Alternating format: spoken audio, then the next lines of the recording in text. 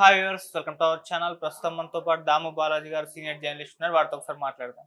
Sir నమస్కారం sir. నమస్తే. Sir, Johnny master కు మరొక షాక్ తగిలింది సార్. సో తనకు తిరు సినిమాకి నేషనల్ అవార్డు వచ్చింది. కాకపోతే ఇప్పుడు ఆ నేషనల్ అవార్డుని వాళ్ళు క్యాన్సిల్ చేసేసారు. తన పైన ఫోక్సో కేసు కింద నమోదైందని చెప్పేసి. మరి దీన్ని ఏ విధంగా చూడొచ్చు అంటారు? అంటే ఇప్పుడు కోర్టుకు జానీ మాస్టర్ ఏమన్నా వెళ్తాడా అంటే తనపై నిర్ధారణ అవ్వకుండా ఈ విధంగా క్యాన్సిల్ చేశారు సార్ అని చెప్పేసి ఈ విధంగా క్యాన్సిల్ చేయొచ్చు అంటారా? మరి అలాగే మధ్యంతర బెయిల్ కూడా అతను నేషనల్ అవార్డు తీసుకోవడానికి ఇచ్చారు. మరి దాన్ని కూడా క్యాన్సిల్ చేసే అవకాశం ఏమన్నా ఉందా sir? National award 70th national award ఇది. సో ఈ నేషనల్ అవార్డు కొరియోగ్రఫీలో జానీ మాస్టర్కి వచ్చింది. తిరు చిత్రాంబలం అనే ఒక తమిళ సినిమా, ధనుష్, నిత్య మీనన్ వీళ్ళిద్దరూ యాక్ట్ చేసిన సినిమాకి, వాళ్ళిద్దరూ యాక్ట్ చేసిన పాటకి ఈయనకు, తర్వాత సతీష్ కృష్ణ అనే ఇద్దరికి కలిపి అది జాయింట్ అవార్డు అనమాట. సో అందుకని యాక్చువల్గా అది 8th ప్రదానం చేస్తారు అవార్డు, ఈ నెల 8th ఢిల్లీకి. అందుకని తను ప్రత్యేక పరిస్థితుల్లో నాకు మధ్యంతర బెయిల్ కావాలని రంగారెడ్డి కోర్టును అడిగారు. రంగారెడ్డి కోర్టు కూడా 6వ తేదీ నుంచి 9వ తేదీ వరకు ఆయనకి మొత్తంగా 5 రోజుల పాటు బెయిల్ ఇచ్చింది. సో ఈ నేపథ్యంలో 4th ఒక నోటీస్ రిలీజ్ చేశారు. ఎవరంటే ministry of information and broadcasting సంబంధించి నేషనల్ ఫిల్మ్ అవార్డ్స్ సెల్ అని పేరుతో ఒక ఇంద్రాణి బోస్ అనే ఆమె సైన్ చేసింది. ఆమె డిప్యూటీ డైరెక్టర్ ఆ సెల్కి. నేను వాళ్ళ లెటర్ చూశాను. ఆ లెటర్లో ఏముందంటే, గతంలో మీకు జూలై 21న మళ్ళీ ఆగస్టు 9న మేము ఇన్విటేషన్ పంపించాము అవార్డు తీసుకోమని.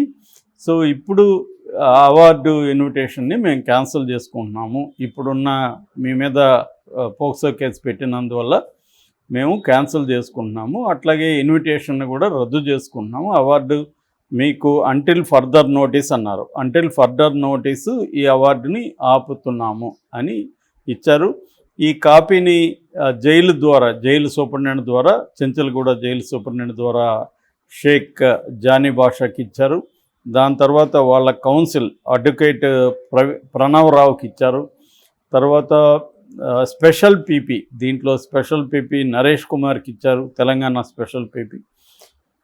అట్లాగే నార్సింగ్ పోలీస్ స్టేషన్ హౌస్ ఆఫీసర్కి కూడా వీళ్ళు ఇచ్చారు. సో ఇది ఎప్పుడైతే వీళ్ళు ఇప్పుడు అవార్డు కోసమే ఈయన బెయిల్కి అప్లై చేశాడు. అవార్డు మేము ఇవ్వట్లేదని చెప్తున్నారు వాళ్ళు. ఇవ్వనప్పుడు ఇంకా బెయిల్ అవసరం లేదు కదా, అందుకని కోర్టు బెయిల్ రద్దు చేసిందని కూడా అంటున్నారు. సో ఆయనకి మామూలుగా అయితే ఈ రోజు నుంచి 9వ తేదీ వరకు బెయిల్ ఉంది. ఎల్లుండే ఆయన ఢిల్లీకి వెళ్ళి అవార్డు తీసుకోవాలి. ఆ ఏర్పాట్లన్నీ కూడా ఆయన ఢిల్లీకి ప్రయాణం అవన్నీ కూడా ఏర్పాట్లు చేసుకున్నట్టుగా తెలుస్తుంది. ఇప్పుడు అవన్నీ కూడా ఆయన క్యాన్సిల్ చేసుకునే పరిస్థితి.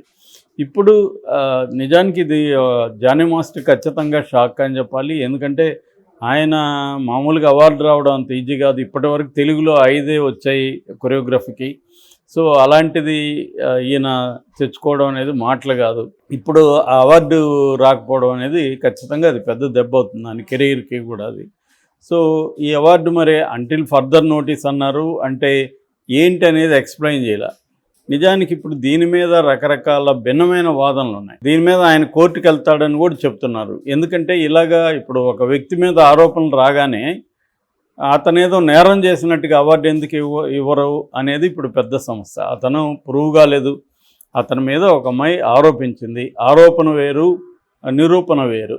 సో నిరూపణ కాకముందే ఓన్లీ ఆరోపణ స్టేజ్లోనే అతను అవార్డుకి అర్హుడు కాదు అని చెప్పడం కరెక్ట్ కాదు. ఇది అతను కొరియోగ్రఫీలో ఎక్సలెన్సీకి అతనికి అవార్డు ఇస్తున్నారు. సో దానికి దీనికి లింక్ పెట్టి చేస్తే ఎవరైనా కూడా ఇట్లాంటి అవార్డులు వచ్చిన వాళ్ళ మీద రేపొద్దున ఒక అమ్మాయి వచ్చి ఆరోపణ చేస్తే, కేసు పెడితే అతనికి అవార్డు ఇవ్వరా అన్న ప్రశ్న ఇప్పుడు వస్తుంది. ఇప్పుడు అవార్డులు ఇచ్చిన వాళ్ళందరూ నీతిమంతులే ఉన్నారు, వాళ్ళ మీద కేసులు లేవా అన్న చర్చ నడుస్తుంది. అట్లాగే మనకి ఇంకా ముఖ్యమంత్రుల దగ్గర నుంచి మంత్రులు, కేంద్ర మంత్రుల దాకా పార్లమెంట్లో 60 నుంచి 40% వరకు అందరి మీద క్రిమినల్ కేసులు ఉన్నాయి. మరి వీళ్ళందరూ మనల్ని పరిపాలిస్తున్నారు, వీళ్ళకి మనకి అవసరమైన చట్టాలని వాళ్ళే తయారు చేస్తున్నారు.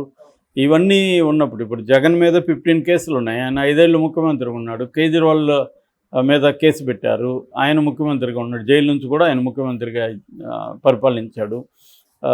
అట్లాగే ఇప్పుడు జార్ఖండ్ హేమంత్ సోరెన్ ముఖ్యమంత్రిగా మళ్ళీ ఆయన ప్రమాణ స్వీకారం చేశాడు, జైలుకి వెళ్ళొచ్చాడు. మరి వీళ్ళకేవి ఇట్లాంటివి ఉండవా? ఈ మోరల్స్ డబుల్ స్టాండర్డ్స్ బీజేపీ ప్రభుత్వం ఎందుకు చేస్తుంది అనేది ఇప్పుడు పెద్ద ప్రశ్న. మరి అట్లాంటి వీళ్ళందరూ పరిపాలించడానికి అర్హులైతే ఇతనికి అవార్డుకి ఎందుకు ఇతను అర్హత లేకుండా పోయింది? ఇతని మీద ఒక ఆరోపణ చేసింది. ఆరోపణ నిజమో కాదో తెలియదు, ఎందుకంటే అనేక వీడియోలు ఆడియోలు బయటకు వస్తున్నాయి వాళ్ళిద్దరివి. సో దాంట్లో ఆ అమ్మాయి క్లియర్గా 1 month ముందు కూడా ఇతను పొగిడింది. సో వాళ్ళిద్దరి మధ్య ఏదో గొడవ వచ్చింది, ఆమె కేసు పెట్టేసింది. మామూలుగా ఈ మధ్యకాలంలో మనం చాలా కేసులు ఇలాగే చూస్తున్నాం. అంటే నిజానికి ఇవి స్త్రీలకు రక్షణగా ఏర్పడిన చట్టాలు, పోక్సో లాంటివి. కానీ కొంతమంది స్త్రీలు కావచ్చు లేదా వాళ్ళ ఫ్యామిలీస్ కావచ్చు ఇవి దుర్వినియోగం చేస్తున్నాయి అనేది సాక్షాత్తు హైకోర్టులు, అనేక హైకోర్టులు ఈ పోక్సో విషయంలో క్లియర్గా చెప్పాయి. నేను 4-5 సార్లు మన స్టోరీలో కూడా చెప్పాను నేను. అంటే 16 ఏళ్ల అమ్మాయి ఒక 18 ఏళ్ల అబ్బాయిని సెడ్యూస్ చేస్తుంది ఈ అమ్మాయి. సో దాని తర్వాత వాళ్ళ ఇంట్లో వాళ్ళకి తెలిసి ఈ అబ్బాయి మీద రేప్ కేసు పెట్టేసి పోక్సో పెట్టేస్తారు. పోక్సో పెట్టిన వల్ల జైలుకి వెళ్ళిపోతాడు. సో దీని మీద ఇట్లాంటి కేసులు కోర్టులు, హైకోర్టులు ఎక్కువగా వచ్చినప్పుడు చాలాసార్లు హైకోర్టులు జడ్జిలే బాధపడ్డారు. ఇది క్లియర్గా తెలుస్తుంది, ఆ అమ్మాయి సెడ్యూస్ చేసింది. ఆ అమ్మాయికి ఏజ్ మన చట్టంలో ఉన్న ప్రకారం అయితే ఆ అమ్మాయి బాలిక గుర్తించి పోక్సో వర్తిస్తాము, ఆ అబ్బాయి జీవితం నాశనం అయిపోతుంది. ఇక్కడ ఇద్దరు కలిసి చేశారు, ఈ అమ్మాయే అతన్ని సెడ్యూస్ చేసింది. అందుకని ఇండియాలో ఇప్పుడు మారిన కండిషన్లు, ఎందుకంటే ఇవాళ జనరేషను చిన్నప్పటి నుంచే ఫోన్లు వచ్చేసాయి. వాళ్ళు ఫోన్ అనేది కూడా వాళ్ళకి అలవాటు అయిపోయింది. 7వ క్లాస్ 8వ క్లాస్ నుంచే వాళ్ళు ఇది సెక్సువాలిటీకి అలవాటైపోతున్న సెక్సువల్ దీనికి. సో ఇలాంటిది ఉన్నప్పుడు ఓన్లీ అబ్బాయిల్ని ఇక్కడ విక్టిమ్స్ చేయడం అనేది కరెక్ట్ కాదు. అమ్మాయిలు విక్టిమ్స్, అబ్బాయిలు పెర్పెట్రేటర్స్ అని చెప్పి కేసు పెడుతున్నారు, అబ్బాయిలు విక్టిమ్స్గా మారిపోతున్నారు. అంటే ఇద్దరు కలిసి చేసిన దానికి ఒక్కరి నేరంగా అయిపోతుంది. ఇది కోర్టు, అందుకని కోర్టులు అనేక సార్లు ఏం చెప్పాయంటే ఈ 16 ఏళ్ల వయసును 18 ఏళ్ళకి పెంచండి, సెక్సువల్ ఏజ్ ఆఫ్ గర్ల్స్ 18 ఏళ్ళకి పెంచండి అని అనేకసార్లు కోర్టు సెంట్రల్ గవర్నమెంట్ అడుగుతున్నాయి. కానీ సెంట్రల్ గవర్నమెంట్ పట్టించుకోవట్లేదు. ఎందుకంటే చాలా దేశాల్లో కూడా 16 ఏళ్ళకి తగ్గించేశారు. దీనికి కారణం క్లియర్గా అమ్మాయిల మెచ్యూరిటీ అనేది చాలా అర్లీగా వచ్చేస్తుంది. వీళ్ళు అబ్బాయిల్ని చాలాసార్లు రెచ్చగొడుతున్నారు. అబ్బాయిలు దానికి తలొగ్గి వీళ్ళతో కలిసినప్పుడు ఓన్లీ అబ్బాయిలు మాత్రమే బలవుతున్నారు. ఎందుకంటే ఈ పోక్సోలో క్లియర్గా ఏం చెప్తుందంటే మైనర్ అమ్మాయి ఇష్టపూర్వకంగా సెక్స్లో పాల్గొన్నా కూడా అమ్మాయి తప్పు లేదు, అబ్బాయిదే అని చెప్తుంది. ఇది అన్యాయం కదా అనేది ఇప్పుడు కోర్టులు మాట్లాడుతుంది. ఈ అమ్మాయి 16-17 ఏళ్ళకే చాలా క్లియర్ నాలెడ్జ్ వచ్చేస్తుంది అమ్మాయిలకి. వాళ్ళకి తెలుసు దాని కాన్సిక్వెన్సెస్ ఏంటి అన్నీ తెలిసి వాళ్ళు చేస్తున్నప్పుడు అబ్బాయి మాత్రమే 18 ఏళ్ళు వచ్చాయి కాబట్టి అబ్బాయి మాత్రమే నేరస్తుడు ఎలా అవుతాడు అనేది కోర్టులే అడుగుతున్నాయి. ఇప్పుడు ఇవేవి లేకుండా ఇతని మీద ఒక కేసు పెట్టిన దానికి అవార్డు క్యాన్సిల్ చేయడం అనేది చాలా వివాదాస్పదంగా ఉంది. మరి వీళ్ళు ఏమన్నా కోర్టుకి కానీ వెళ్తే మాత్రం ఇది మంచిదే. కోర్టు కూడా ఇట్లాంటి విషయాలు ఎలా చెప్తుందనేది చూడొచ్చు. సుప్రీంకోర్టుకి అతను వెళ్తున్నాడని కూడా చెప్తున్నారు. సో ఏదేమైనా ఈ ఓవరాల్గా 16వ తేదీ ఆ అమ్మాయి షష్ఠ వర్మ అనే అమ్మాయి ఇతని మీద కేసు పెట్టింది. అప్పటి నుంచి ఇతను కొద్ది రోజులు బయటికి వెళ్ళాడు.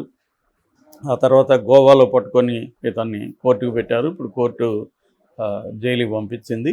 సో జైల్లో కూడా అతను ఇబ్బందులు ఎదుర్కొంటున్నాడు. ఎందుకంటే ఈ యాంగిల్ లవ్ జిహాద్ యాంగిల్ కూడా దీంట్లో ఉంది కాబట్టి. సో ఓవరాల్గా ఈ అవార్డు నేనైతే నా పర్సనల్గా ఖచ్చితంగా ఈ అవార్డు క్యాన్సిల్ చేయడాన్ని అయితే నేను వ్యతిరేకిస్తున్నాను.